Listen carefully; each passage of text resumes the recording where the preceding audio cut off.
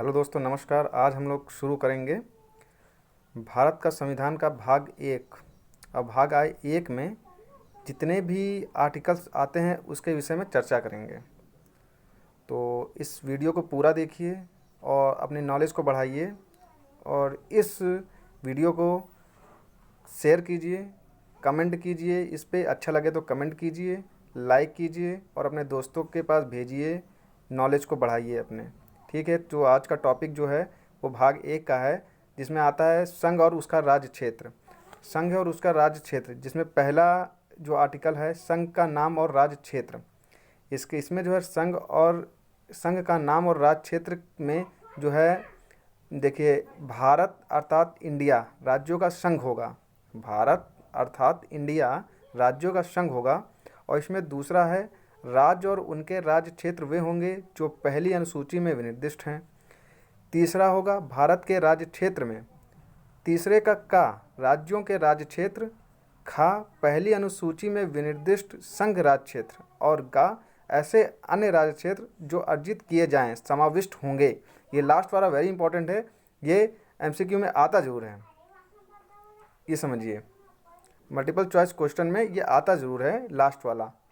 ठीक है। और दूसरा आर्टिकल है नए राज्यों का प्रवेश या स्थापना।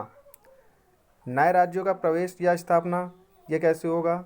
इसमें है संसद विधि द्वारा ऐसे निर्बंधनों और शर्तों पर जो वह ठीक समझे संघ में नए राज्यों का प्रवेश या उनकी स्थापना कर सकेगा। ठीक है। अब आर्टिकल 2 का सिक्किम का संघ के साथ संयुक्त किया जाना।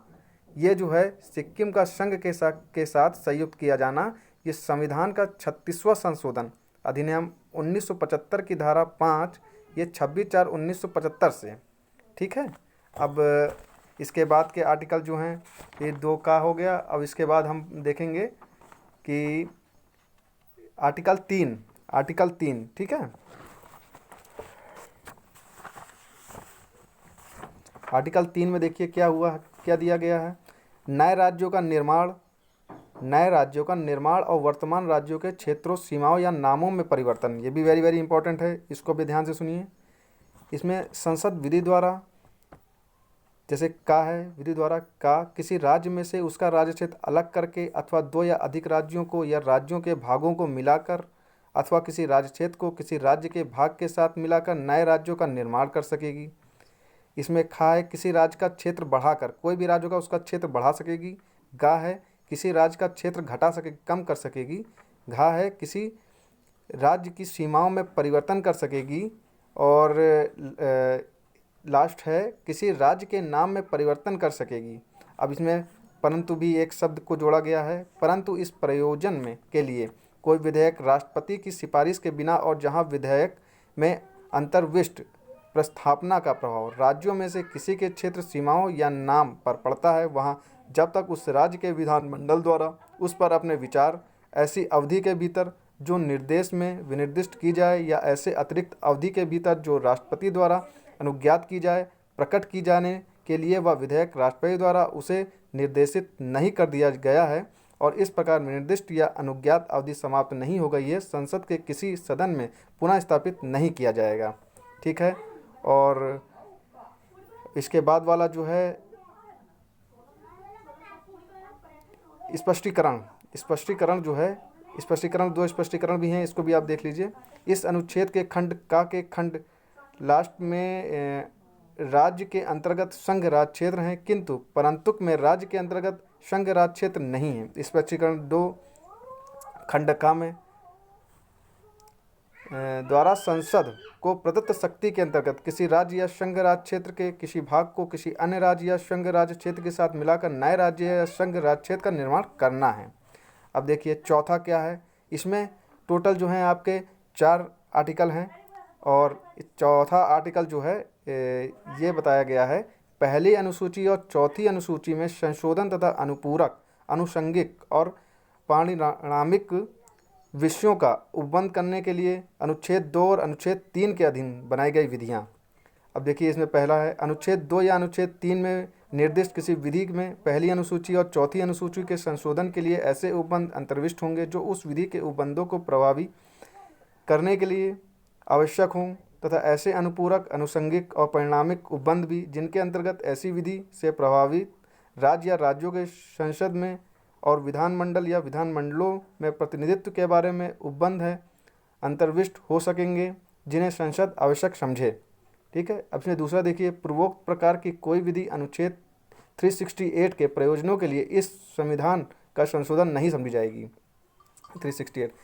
अब अगर आपको अच्छा लगा तो इसको आप शेयर कीजिए, कमेंट कीजिए, लाइक कीजिए और अपने दोस्तों पे इसको शेयर कीजिए।